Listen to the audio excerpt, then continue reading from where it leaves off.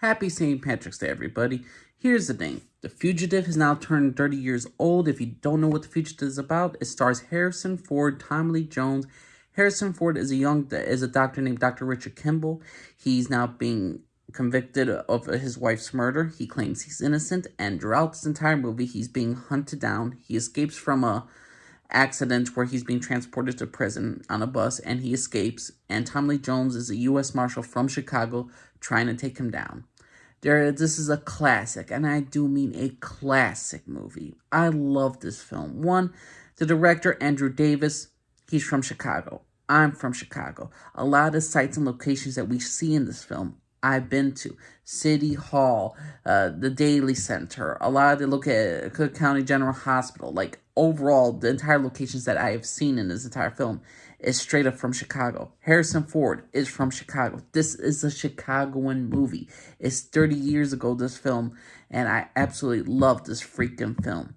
This film also takes place during around St. Patrick's Day, so I just decided, since it's the 30-year anniversary, I might as well rewatch this dang film again, and I absolutely love every single moment of this dang film.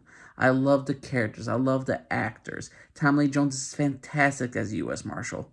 And he's just straight up badass, no doubt about it. He's like, I'm going to get my guy. I'm going to get my fugitives. I'm going to get things done. I'm going to make sure I get my man. And Harrison Ford plays a heroic character in a sense, or basically a standard person who would generally, with a good heart, a doctor who's just trying to prove his innocence, that he didn't kill his wife, that it's all big part of some global conspiracy. Now, when people tell me, like, oh, one is one of Harrison Ford's best films, I say The Fugitive is probably one of the best out there. There is so many great things about this. It's a very kind of realistic approach. It's not some over-the-top action franchise like the Fast and Furious. It doesn't take itself well, it takes itself seriously, but it doesn't make it like such a dark, depressing drama like Schindler's List.